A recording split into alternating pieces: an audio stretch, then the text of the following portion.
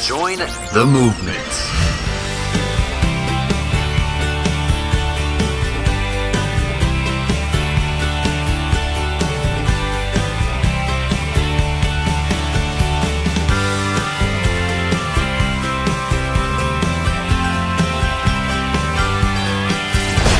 Neil A. Carousso, The Neil A. Carousso Show.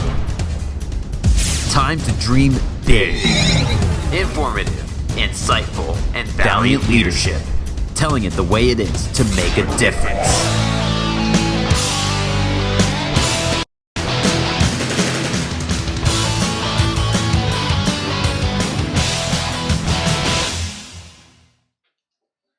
And welcome to the premiere of the Neil A. Carousso Show on neilacarousso.com. It's a pleasure to be with you on this Sunday afternoon, coming to you from snowy New York City. I didn't know it was going to snow today, but anyway, if you're joining us on neilacarousso.com, you also have behind the scenes on Facebook Live. If you want to see what our setup is like, you could go there. So the purpose of the show, we've been planning this for a long time. The purpose of the show is really to create dialogue about important news topics and mainly politics as well.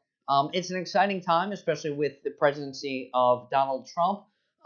Unlike a lot of the media outlets, they always grab the kind of like lawyers, like ambulance chasers. We don't want to do that here. We want to talk about substantive issues and issues that really affect the country and how we could actually make a difference. And we do making a difference segment each week. That's later on. But first, Carousso's Comments monologue. And what I want to start on today is about protecting our homeland. And, for those that don't realize, radical Islam has waged war on us. And from more I talk to people, they don't realize that. They don't get that by shutting off immigration temporarily from terror-riddled nations. It's important because it protects our security from a war that they've already waged on us. It has nothing to do with that we are starting fights. They have already started the fight, and they see democracy as an enemy. I'll give you an example. In Iran, they had a day of rage on Friday, and they do so every February 11th. And it has nothing to do with President Donald Trump. It has everything to do with the fact that they're celebrating in a sick way, the Islamic Revolution in 1979, which overthrew the U.S.-backed government at the time. And they were chanting, and as they do every year, death to America and burning the American flag. And to me, when you see that, that upsets me. But Iran is now the largest state sponsor of terror. And they have gone that way since 79 when they overthrew the government. So when we talk about radical Islam, we're talking about Sharia law, where women have no rights, homosexuals have no rights. And we need to protect from that coming into our homeland. Obviously, the temporary order that Donald Trump put into law that bans 7 terror nations based on the fact, it was a list that President Obama actually gave, based on the fact that they have inspired terror attacks and have come here. And they've said that they are going to infiltrate the refugee and immigration populations, and the CIA and FBI reports that. Now, let's look at Iraq, one of the nations that Trump suspended, which obviously is not in law right now because of the court ruling. This former U.S. Marine, his name is Stephen Gurn, he's in a private security post right now, and he gave a very clear warning to Americans from Iraq. Take a look. Or this or that or anything like that. I just want to talk to you and make a comment about the discussion I actually had with these gentlemen. So I listened to what they had to say, and after they were done, yelling and screaming about their opinion on things, I asked a simple question, and I got an answer to that simple question. And I got it without hesitation. My simple question was, as an American, if I went out in town right now, would I be welcome? And they instantly said, absolutely not, you would not be welcome. And I said, okay, so what would happen if I went out in town? And they said, the locals would snatch me up and kill me within an hour. I'd be tortured first, and after they were done torturing me, I would probably be beheaded. It would, go on video for everybody to see as, an example. And So I already knew this was going to happen, but I wanted to hear it from them. And, the point I'm trying to make is, this is the local populace that would do this. This isn't ISIS. This isn't Al Qaeda. This isn't the PMU. This isn't a militia from the Iranians or anything like that. This is the local populace that would do this. So my question to them was pretty simple then after that. If you would do this to me in your country, why would I let you in my country? Because all this means to me is that if you have the opportunity to take the life of an American, you would do it. So, as you can see, in Iraq, they're not really accepting of Americans. Now, we're anticipating a new order. Obviously, the Trump administration can appeal to the Supreme Court. That could take a long time. And there's only a temporary ban on immigration, suspension, really. So we are expecting this week a new order and hopefully clear to the American people the purpose of it. But the purpose now is extreme vetting is the end goal, and to make sure that we know who's coming into our country and getting criminal illegal aliens out. And we talk about this with Michael Cutler in a little bit. He's a former immigration expert. But let me show you some of the there are some raids that are going on where they're taking illegal immigrants that have committed crimes and deporting them. And, well, that's met with protests. Take a look at Phoenix, Arizona.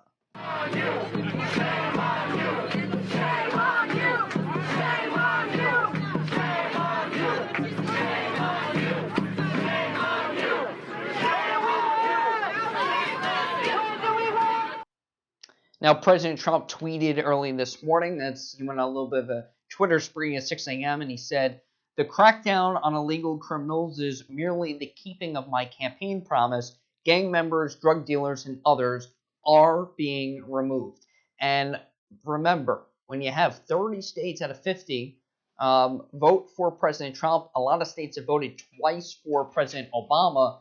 They voted for change. They voted for security. And this was a big part. Immigration was something that it's like the third rail of politics. And President Trump has defied the rules of politics throughout the election season. The first thing he said was, we're going to build a wall on the southern border.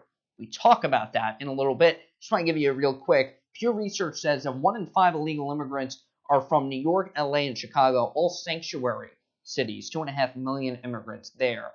Some sanctuary cities are actually withdrawing now. But we talked about all of that with Michael Cutler. My first question to the former immigration agent was, why is the executive order necessary? Well, my career spanned some 30 years. Half my career was with the Drug Task Force. I've arrested terrorists in my career. I provided testimony to the 9/11 Commission. And I've been before, I think we're up to 17 congressional hearings now in the House and Senate, where I've testified about immigration and its nexus to national security. Most people, when we talk about immigration, illegal aliens, the immediate thought is, we're talking about people washing dishes in the back of a greasy spoon diner, people who are mowing lawns, working for those lawn service companies and so forth. But in reality, immigration controls the flow of foreign nationals into the United States. Let's start out by making it clear that our immigration laws make no distinction about race, religion, ethnicity, that sort of thing. Let's also be clear that the law provides the president with the absolute authority to issue a proclamation, the words of the Immigration Act, to prevent the entry of an alien or a class of aliens who, in the judgment of the president, would be harmful to the best interests of the United States. It doesn't even rise to the level of national security. It could be less significant. Let's also remember that when the U.S. Embassy was overrun in Iran, seized by the Iranians, President Carter, a Democrat, and by the way, I'm registered as a Democrat. This isn't a left-right issue. This is a right-wrong issue. President Carter suspended the admission of Iranians into the United States out of concerns that among those Iranian nationals might well be terrorists, saboteurs, spies, that sort of thing. And so we come to a section of law that's really integral to all of this. And you've probably heard about it in the news. Title 8 is the Immigration and Nationality Act, and it's voluminous. But Section 1182 categorizes the classes of aliens to be denied entry into the United States. It begins with aliens with dangerous communicable diseases. Remember, Ellis Island was a quarantine station. Aliens who are mentally ill, aliens who are criminals, spies, terrorists, human rights violators, war criminals. I think I mentioned terrorists, fugitives from justice, and aliens who, if they were to work, would likely displace American workers illegally and or become public charges, because that certainly would have a deleterious impact on our economy and on the economy of cities and states around the United States. Right. That's So what's in the law. let me So stop you the there. president has that right. Right, and I want to read 8 U.S. Code 1182F, and we'll put it on the screen as well. It says, in part, that whenever the president finds that the entry of aliens or of any class of aliens into the United States would be detrimental to the interests of the United States, he may, by proclamation, and for such period as he shall deem necessary, suspend the entry of all aliens or any class of aliens as immigrants or non-immigrants, or impose on the entry of aliens any restrictions he may deem appropriate. Really, unless they're a U.S. citizen, if the president finds a national security reason or other, like a health risk, they can, he or she can suspend immigration. But it's become a political issue, and it really shouldn't be, because it's very basic. And President Trump has been very simple in his rhetoric, saying we're going to put American lives first and we're going to protect Americans. Why doesn't the left, and you're a Democrat, registered Democrat, so it's not really a political thing, but the left side of the aisle, they see it as, well, you're banning a religion and you're putting a religious test, which has been used in the mainstream media. Why has this become so political, and why is it just the basic need of national security? Well, because, look, the Democrats see in massive numbers of new immigrants coming into the United States, new voters. Typically, they vote for Democratic candidates. But let me tell you, the Republican side doesn't have clean hands either. They have been pandering to corporate interests that want to flood America with cheap foreign labor. I mean, look, we know that one of the key issues isn't just the Mexican wall. We've heard so much about the wall. You know, I've come to compare a wall on the border with a wing on an airplane. Without a wing, an airplane doesn't fly, but a wing by itself goes nowhere. Look at the lies we've been fed by both political parties, the Democrats more than the Republicans, especially since Mr. Obama came into office. But we've been told about Latino voters and immigration. Well, you know, I can tell you as an immigration agent, I've arrested and investigated aliens from just about everywhere on the planet, except perhaps the South Pole. This isn't about race, religion, or national origin. And why on earth would a Latino American want open borders, want drugs, gangs, terrorists entering the United States? Anybody who believes that a Latino American wants something different from all other Americans is inherently being racist. Well, yeah, exactly. It just goes to identity politics, which is played every single election, and you bring up voting. Well, we know, and I think you're, a fool if you don't know that illegal voting doesn't go on, because we have studies that show in this past election that there were 800,000 illegal votes cast for Hillary Clinton. And obviously they're going to vote for the left, but I don't think they understand why. And, you bring up cheap labor. Well, Apple and a lot of these big tech companies are saying, well, we need to bring back our workers, refugees, and make sure that they get that they find work. Well, I think it's just for them, it's cheap labor. That's what they won't talk about. They'll make it political, but they won't talk about the hidden reason of it. And we're not properly vetting people, are we? You would know firsthand. No, we aren't. And, I began my career as an inspector at Kennedy Airport, did that for 4 years, beginning in 1971. I hate to admit how long ago it was. 1975, I became a special agent. And, we've heard in the media, look how the media has presented this. These people coming to America had valid visas and they got here, and because of Donald Trump, they couldn't get in.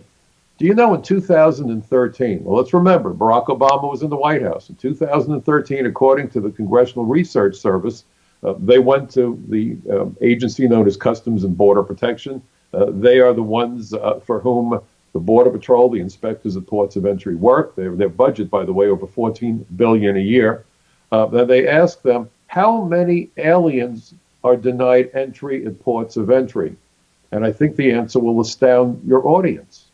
205,000 aliens in 2013 sought to enter the United States. Many of them had valid visas, and yet they were denied entry because the inspector at the port of entry found that for one reason or another they were inadmissible. Right. As an immigration inspector, I denied entry to quite a few aliens, and then they have a choice. They either sign a withdrawal document that says I'm going back to my home country, or we have the option of detaining them and sending them to see an immigration judge, generally within 24 to 48 hours.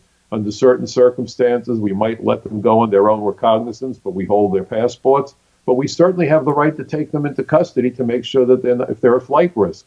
So the notion that because these people had valid visas, they had to be admitted, the only people who cannot be denied entry into the United States are United States citizens. Right. Every and that's single another... alien has to be authorized, has to be granted permission to enter the United States the way a homeowner has to open the door for the stranger seeking entry into his home. Sure, it's a great analogy, and frankly, President Trump is not the first president to suspend immigration. You had President Obama suspended Iraqi refugees for 6 months. You had Jimmy Carter suspended immigration as well. But I want to get off that and move on to terrorism, which is on everyone's mind, especially radical Islamic terrorism. And we have a president who has identified the enemy and says we need to defeat them, and he's very blunt in saying that.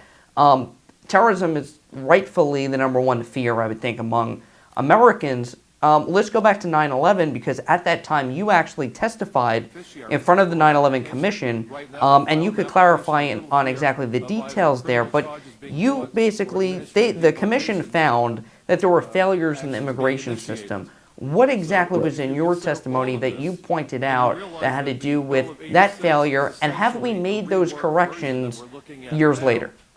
Well, and by the way, I did my very first hearing, May 20th, 1997, because of two terror attacks that have been carried out in the United States in 1993.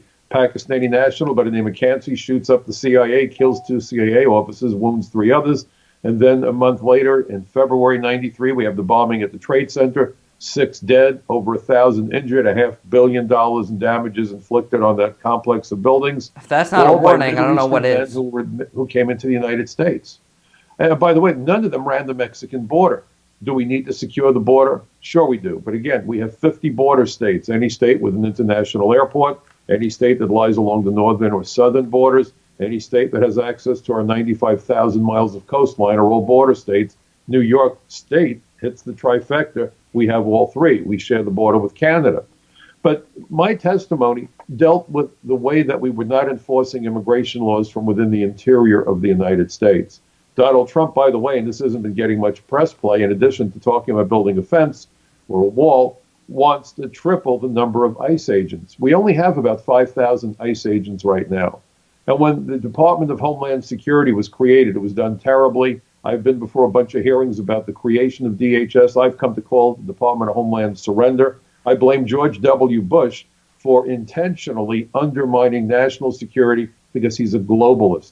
That's really what this is about. Okay. And in fact, when I testified at a hearing about 3 years after 9/11, John Hostetler, who at the time chaired the House Immigration Subcommittee, went to great lengths in his testimony to complain about how after 9/11 and the commission report came out and they identified failures of the immigration system that not only enabled terrorists to enter the United States but embed themselves, the idea was to take the service side of immigration and move it into a separate agency, concentrate enforcement in what I came to call the enforcement tripod. Border Patrol enforces immigration laws between ports of entry. The inspectors enforce the laws at ports of entry. And then you need a significant interior enforcement program, kind of the way that the outfielders, shag the balls that get past the infield in a baseball game. If you take the outfielders out of the game, anybody who could hit a long ball gets an in-the-park home run, to use an analogy. And that was something that I was very strong on. Jim Sensenbrenner, chairman of the House Judiciary Committee, came to agree with that perspective. And so they were going to do exactly what I had recommended and what other people had recommended. Instead, along comes George W. Bush, takes immigration, cuts it up into multiple pieces, and folds it in with agriculture and customs.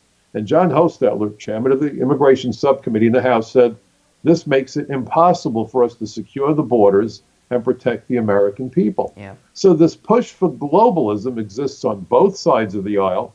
And by the way, there's one other thing. You mentioned the labor, and you were talking about Silicon Valley.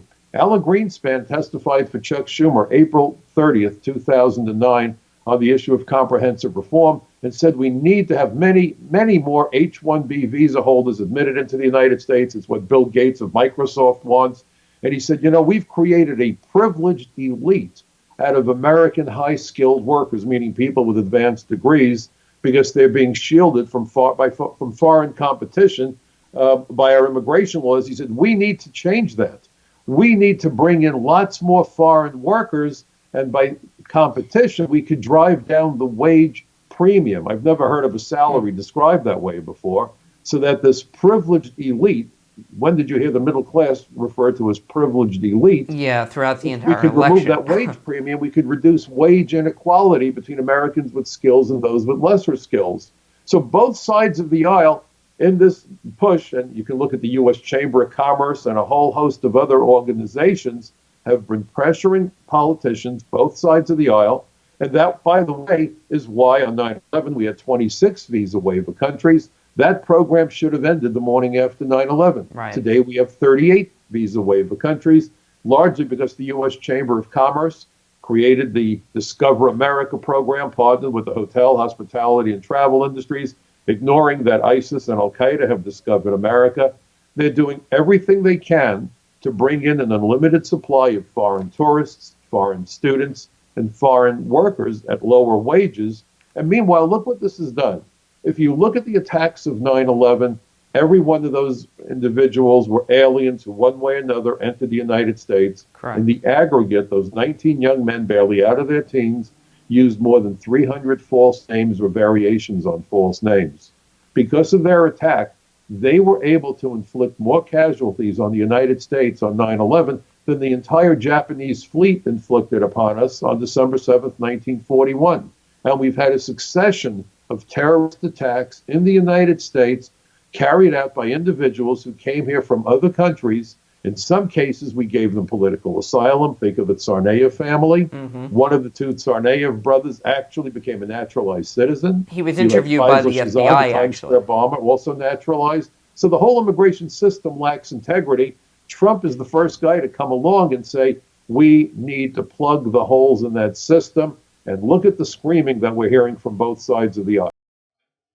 All right, part one of our interview with immigration agent Michael Cutler. We'll have part two after the break. We'll also have later on indoctrination on college campuses. We'll tell you a story about things that are going on that you're not going to believe, and if you're a parent, you should be rightfully concerned. We'll get into that. We have the Real Deal segment later where we get into some substance on taxes and big league jobs. That's coming up, but part two right after this break. Stay tuned. Don't go anywhere.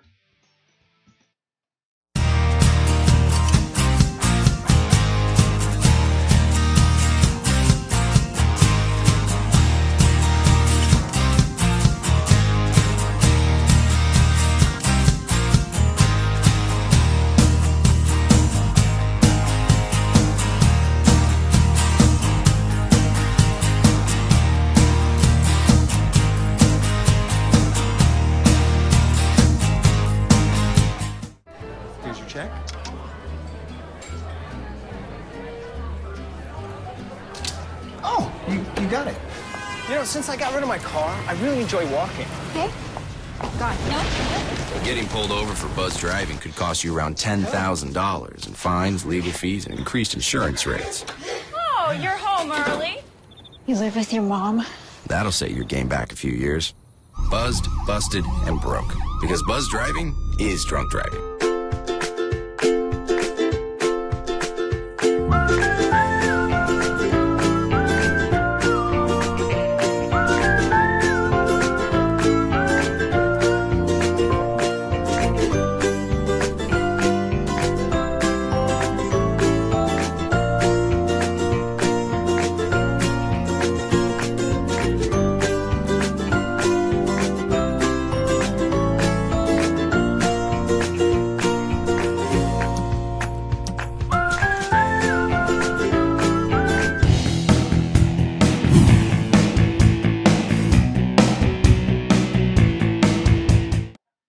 we are back on the Neil A. Carousso Show on this Sunday afternoon, the premiere. We have now part 2 with our interview with Michael Cutler. We talk about the drug epidemic that is taking place in Central America and coming up through Mexico into the U.S., and that's what I asked Mr. Cutler about first in part 2 of our interview.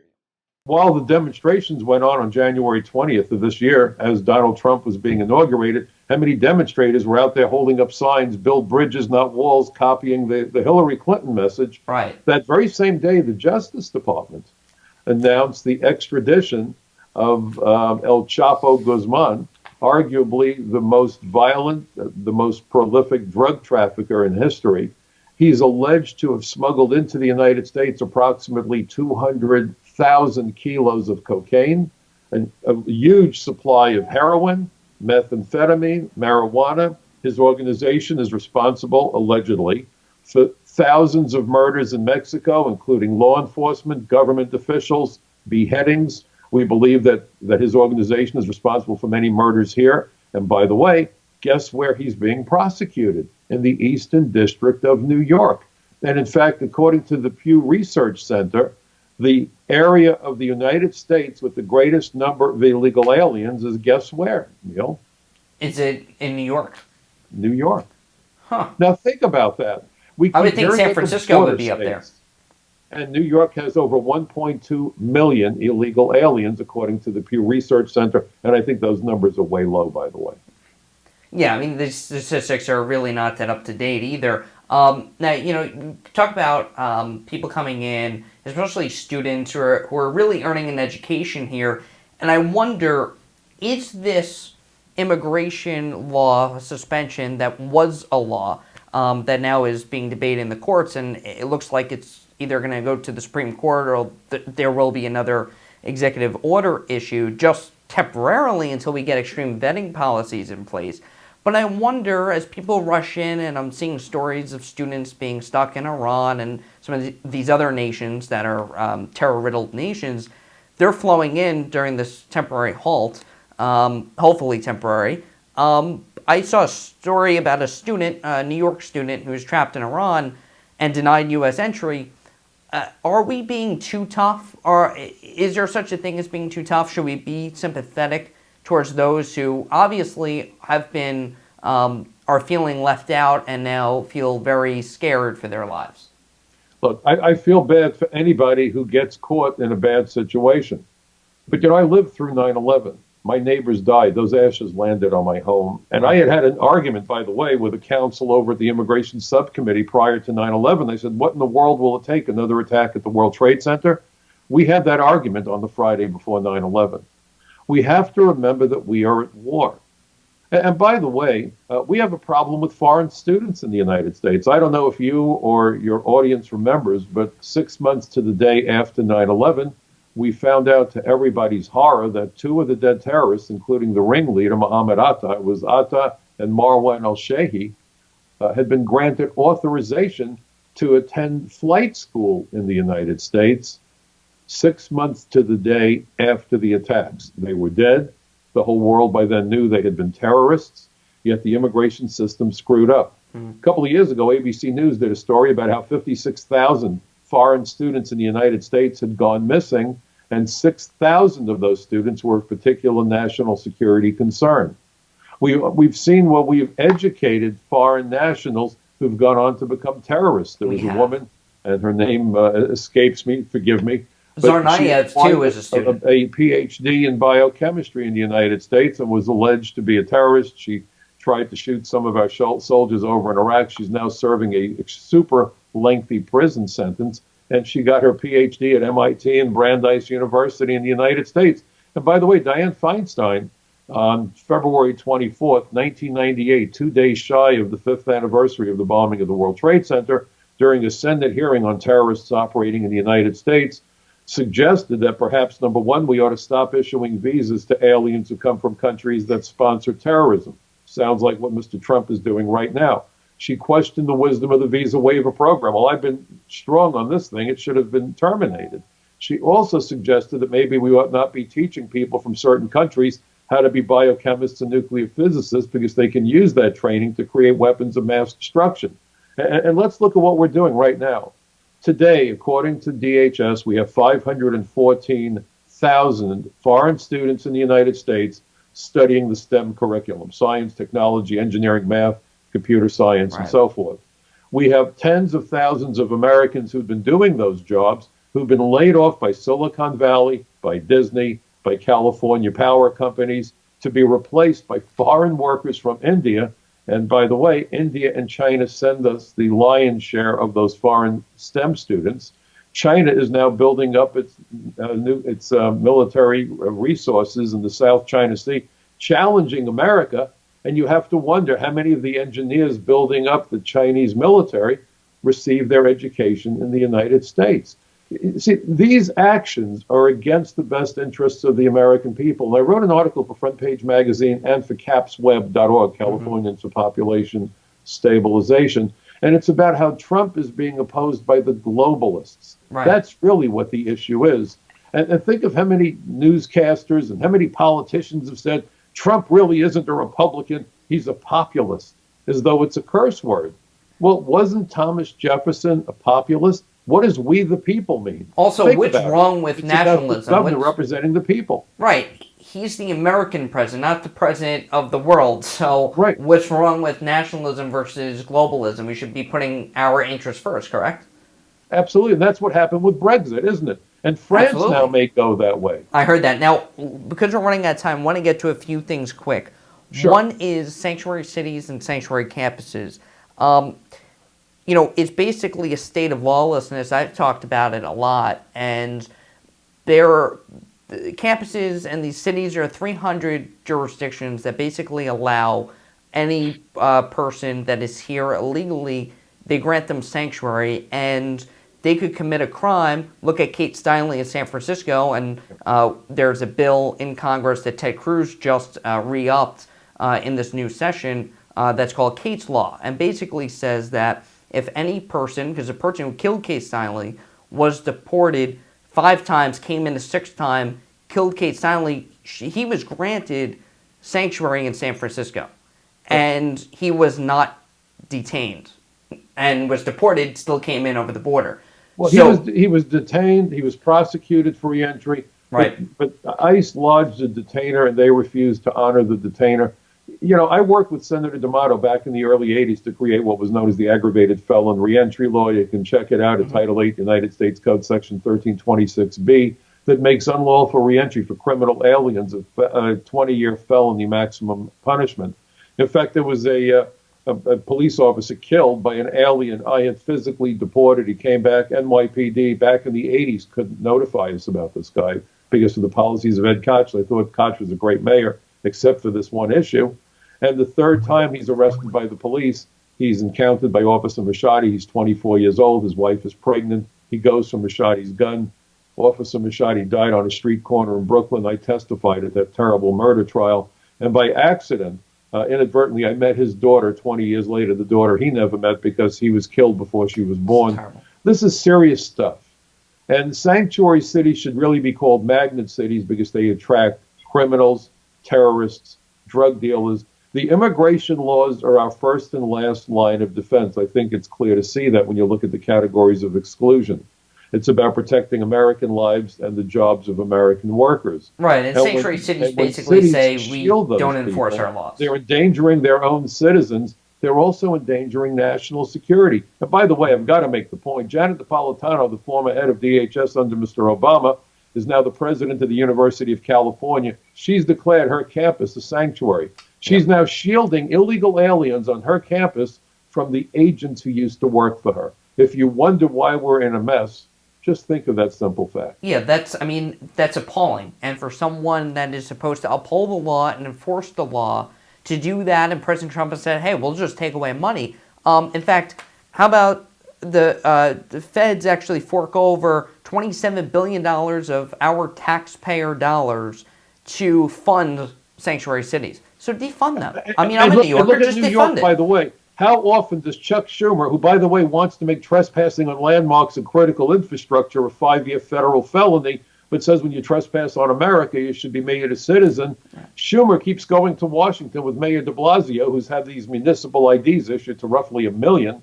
They keep saying, give us more money. New York is a terror target.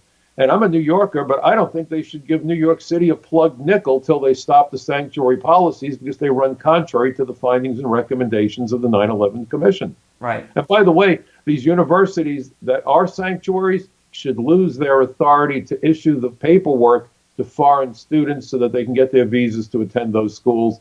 That should stop immediately. No more I-20 forms, which is the form we're talking about, for any sanctuary school. Oh, you didn't touch yours. Thank you. I drink a lot during the show, so I talk a lot. So have a drink. All right. Nice. Safety test back.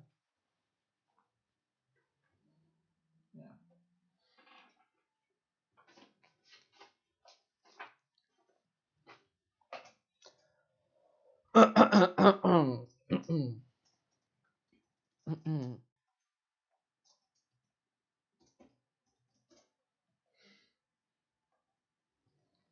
right, we have 3 minutes. 11, 12, 13. Oh, I'm sorry, 4 minutes. It's pretty cool. Okay. All right. Let's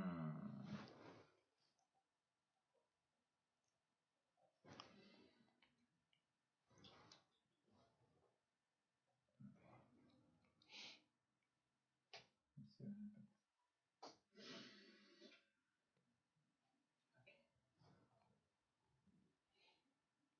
Whoa, what happened to us?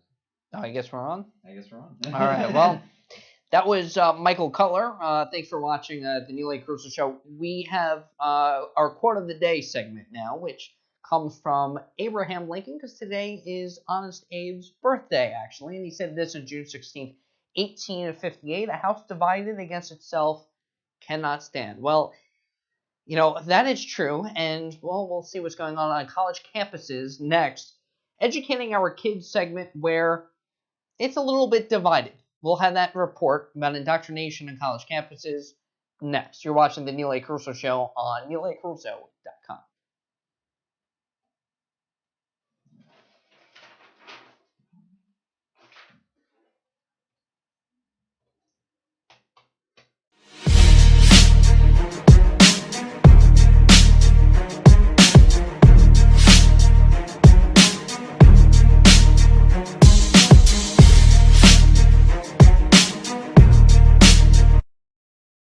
Neil A. Carousso tells you what you need to know, opening up the dialogue. Straightforward talk that drives the political establishment crazy. If you like your doctor, you will be able to keep your doctor. Period. What, like with a cloth or something? I don't know how it works digitally at all. He's got the knack for it.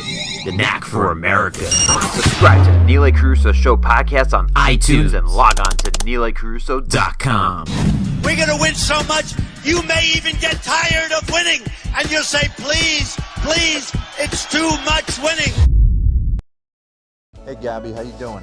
How's the play date and sleepover? Dad, it was great. Awesome. Okay, I'm on my way. Hey, guys, what are you doing? We're going swimming. We're going biking. Yeah! I'll see you in a little bit, guys. I love you. Hi, babe. How was school today? Hi, Dad. It was great. Okay, honey. I'll be home soon. Remember, you're never too far away from your kids to be a dad. Reach out and take a second to check in, because sometimes the smallest moments can have the biggest impact on a child's life. Everywhere that we go, he makes people laugh and makes people smile, and I feel like I have that quality. He's the one who always takes me fishing.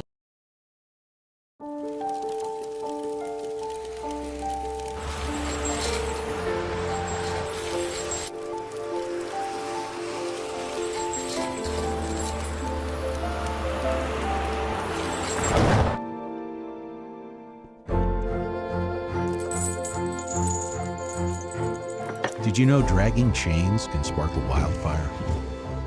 Only you can prevent wildfires.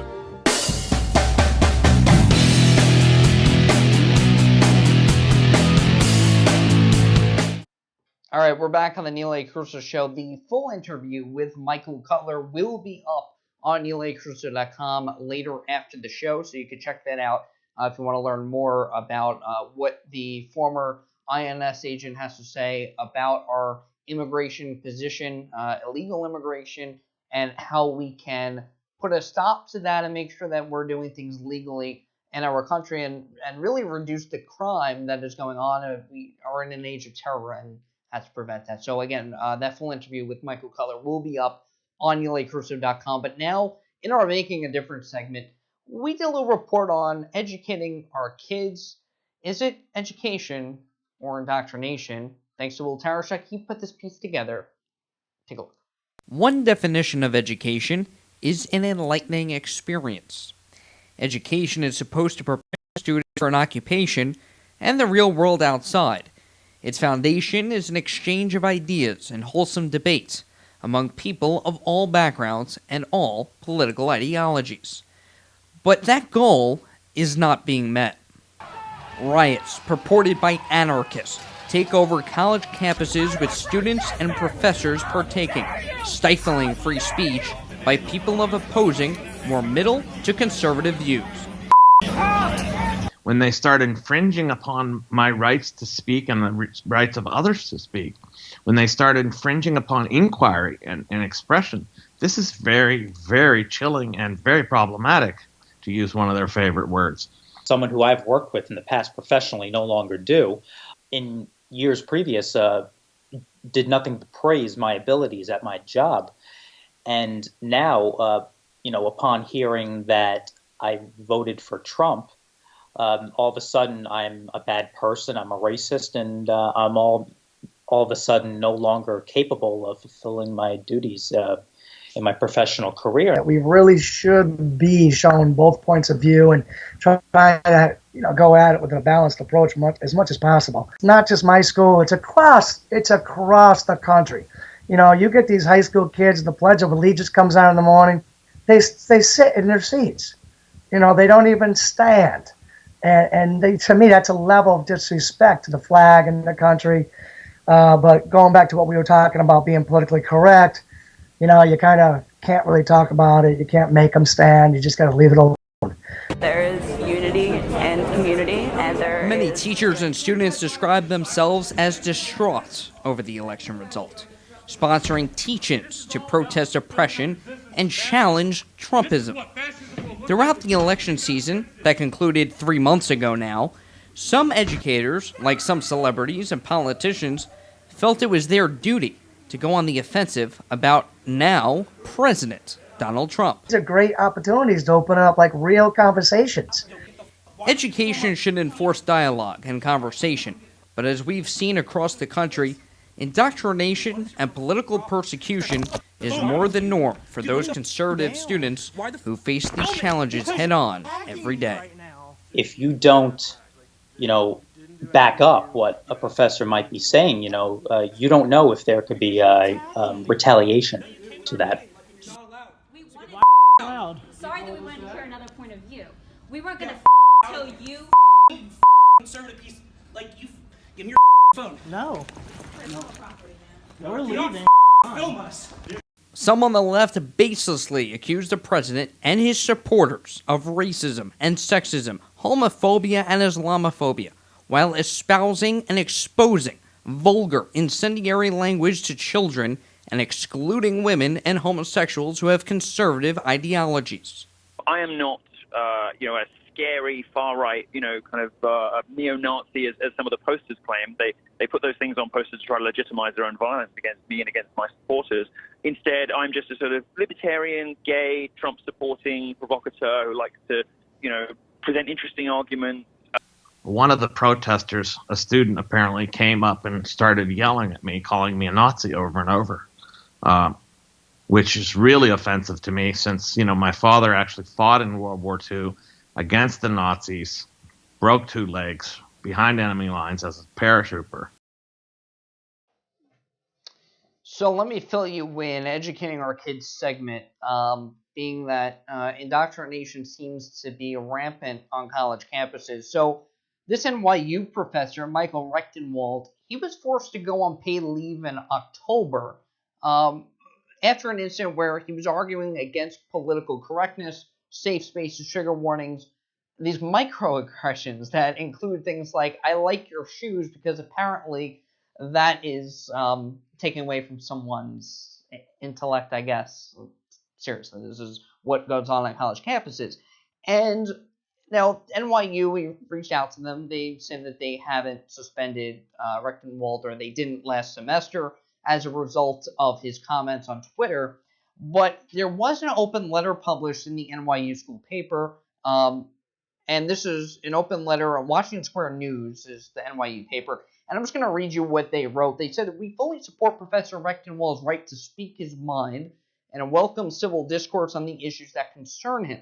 But as long as he airs his views with so little appeal to evidence and civility, we must find him guilty of illogic and incivility in a community that predicates its work in great part on rational thoughts and civil exchange of ideas." Yeah, civil? The cause of Professor Rechtenwald's guilt is certainly not, in our view, his identity as a white straight male. The cause of his guilt is the content and structure of his thinking. This was published in the NYU school paper, an open letter that was signed by professors, administrators, and students at NYU. And, well, we reached out to NYU's Liberal Studies Department to no avail. Michael DeLuca, the New York University Democrats, the student president of the NYU Democrats, said he was not available and would not make anyone else in the organization available, although he said he would provide someone. So, we hope that we invite them on the show to talk about some of these issues, because they wrote a Facebook post saying that Republicans are bigots. It's on their Facebook page, because they invited a conservative speaker who, we need academia reform. Dan Blanchard, interesting. He's going to be on my podcast tomorrow, and he says we just need some reform. Learning can be painful, he said, which was the thing I took from it. So you just have to put the information out there, and you hope that students make up their own minds, and that's what needs to happen on college campus. We'll have your reaction on Skype next. Skype us at Neil A. Carousso to be involved in the program. We'll take your calls, your Skype calls, on the Neil A. Carousso Show next. Neil A. Carousso is on the air. He's like a fine wine. Every day goes by, I get to appreciate his genius more and more. It's the Neil A. Carousso Show podcast on iTunes and NeilACarousso.com.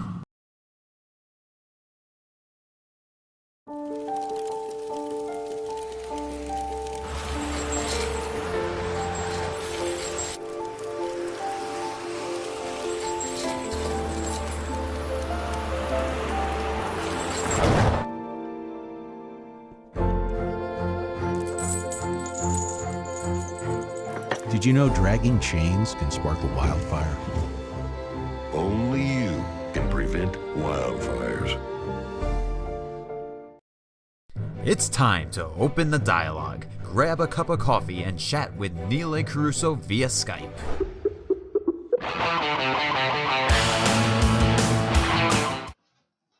All right, we are back on the Neil A. Carousso Show. Interesting talking about education on campus. It's supposed to be such a place of learning and constructive dialogue, but doesn't seem to be going on there. In fact, 598 colleges and universities actually wrote an open letter about what they call a Muslim ban, which really has nothing to do with religion, as you know, has everything to do with protecting our homeland, which was discussed in our opening monologue. But we're going to move away from that. We're going to get your comments. We have a couple of callers. We have Brett in Maryland. Brett from Rosedale, Maryland. How are you today? I'm doing very well. How about yourself? I'm doing good. I'm doing good on this Sunday afternoon. What do you have? What about the immigration ban? I have you want to talk about finance, but if you want to talk about the immigration ban, go ahead. Oh no, finance is definitely my specialty. Okay. I was just wondering. A few days ago, it kind of went unnoticed in the media from at least what I've seen, but President Trump put out a couple executive orders that would review Dodd-Frank and potentially set the stage for completely changing the financial regulations within this country. I was just curious what your thoughts were on that. Sure, and I'm actually going to talk a little bit about jobs and finance later on, but it's you look at Dodd-Frank, and Dodd-Frank was put in haste after the financial collapse. But what Dodd-Frank did to small businesses was really stifle economic growth.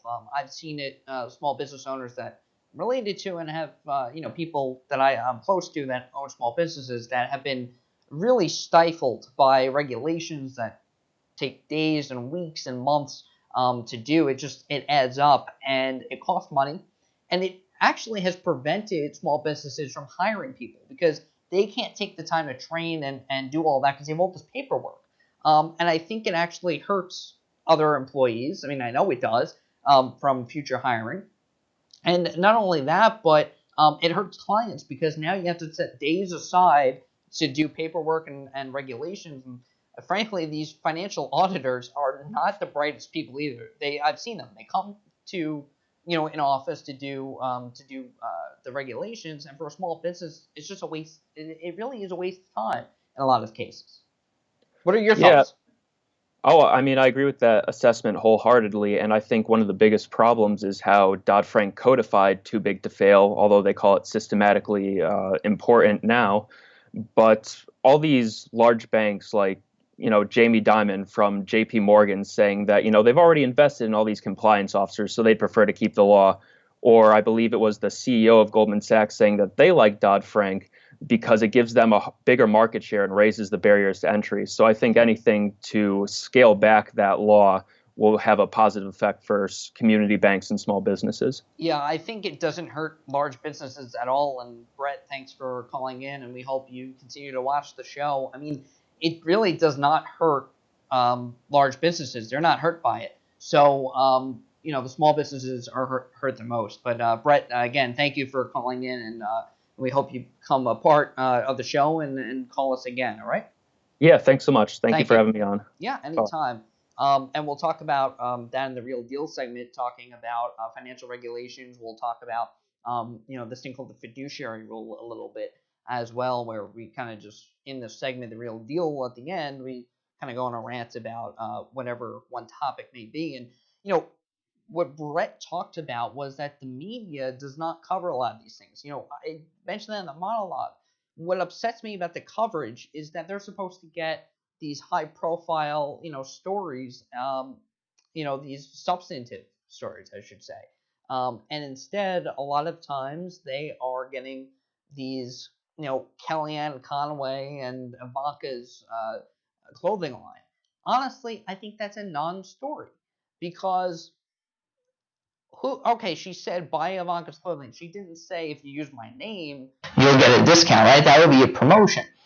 I just think that's a non-story compared to the more important issues of the day that include jobs and all that. Oh, we have another caller, and that's going to be Jaden from Queens. Jaden, good afternoon. How are you?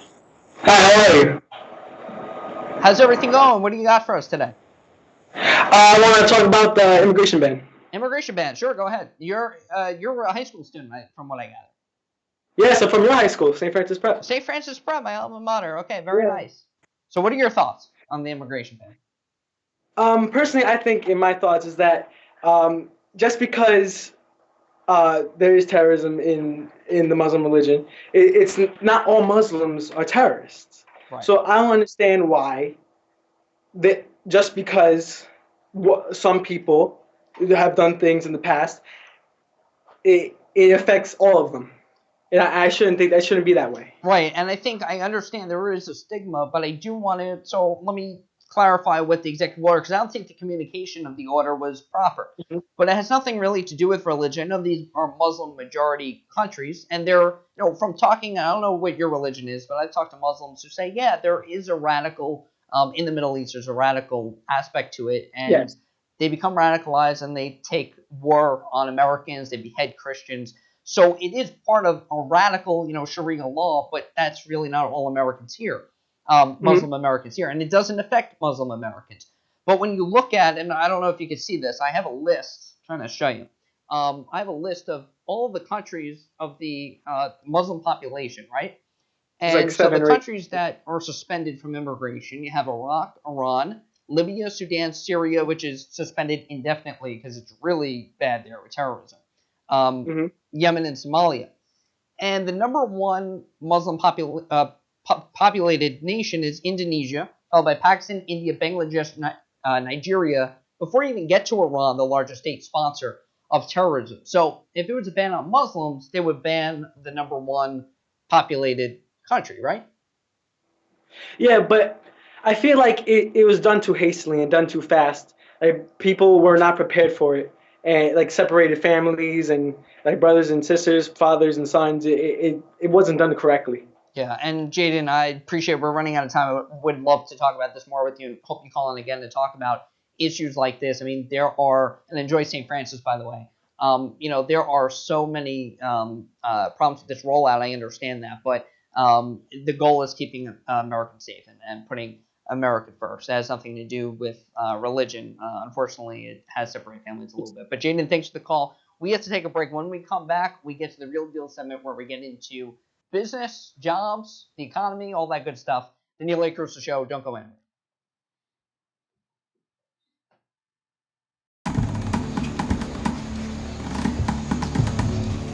Patriotism. There's a word thrown around a lot. It inspires passionate debate and is worn like a badge of honor, and with good reason. Because it means love and devotion for one's country. Love. For a word designed to unite, it can also be pretty divisive. You see, there's more to rhetoric. Things get lost in the rhetoric every day. People are not getting quality health care. Millennials here tell me that they're concerned with climate change. And His motto is simple. Be the best you. You always had that in the back of your mind for who's going to be the next one to be called up. You should be voting based on the issues.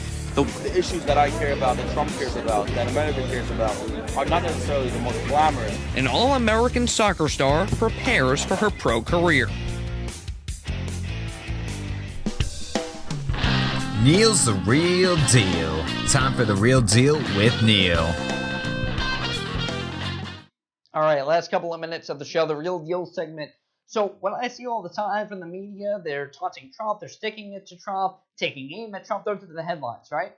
But enough with it. Enough with the moral phony outrage. Let's talk about substance. Big league jobs. Let's put that up on the screen.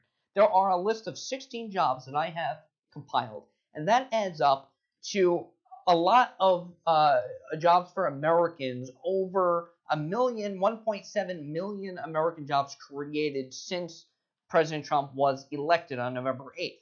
$67.7 billion invested in the United States, all as a result of Donald Trump's business policies. And so there's a list of 16, and we'll keep going through them on the screen. Another part of this, the reason why companies are doing this, is tax reform, reducing the corporate tax rate to 15%.